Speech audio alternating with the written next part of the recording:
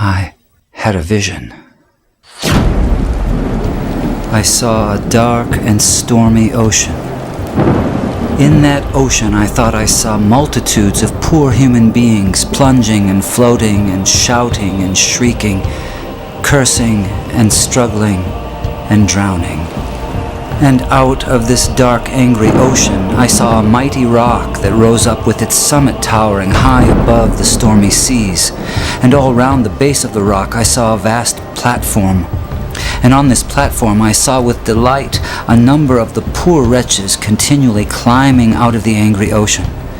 And I saw that some of those who were already safe on the platform were fervently helping the poor creatures still in the angry waters to reach safety. But something puzzled me. Although they had all been rescued at one time or another from the ocean, nearly everyone seemed to have forgotten all about it. Anyway, the memory of its darkness and danger no longer troubled them. And what was equally strange and perplexing to me was that most of these people did not seem to have any care, that is, any agonizing care, about the poor perishing ones who were struggling and drowning right before their eyes. But then I saw something wonderful. I saw a great being from above come straight from his palace, right through the dark clouds. And he leapt right into the raging sea among the drowning people. And there I saw him toiling to rescue them until the sweat of his great anguish ran down in blood. And he was continually crying to those already rescued, to those whom he had helped with his own bleeding hands, to come and help him in the painful and laborious task of saving the lost. But the strangest thing of all was that those on the platform to whom he called were so taken up with their trades and professions and money-saving and pleasures and families and community and gatherings and religions and arguments about it that they did not respond to the cry that came to them from this wonderful being who had himself by his Spirit gone down into the sea. And so the multitude went on struggling and shrieking and drowning in the darkness. And then I saw something that seemed stranger than anything that had happened before in this very strange vision. Those whom this wonderful being cried out to come and help him in his difficult task were always praying and crying to him to come to them. Some wanted him to come and stay with them and spend his time and strength in making them happier.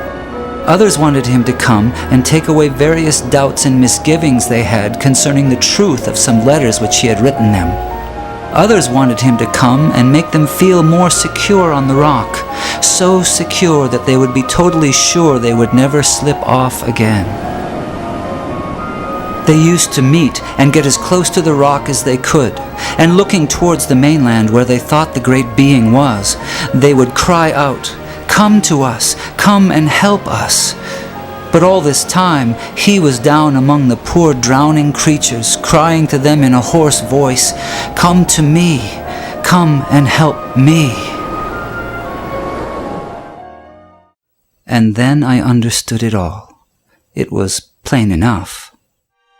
That sea was the ocean of life, the sea of real actual human existence. Those multitudes of people struggling in the stormy sea were the billions of sinners from every race, language, and nation. That great sheltering rock was Calvary, the place of the cross, and the people on it were those who had been rescued from sin and hell and who professed to be followers of Jesus Christ.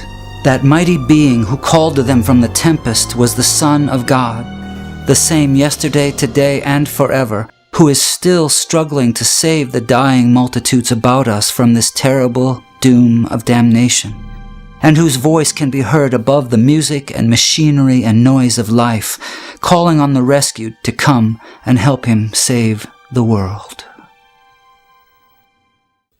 My friends in Christ, you are rescued from the waters. You are on the rock. Jesus is in the dark sea, calling on you to come and help him. Will you go?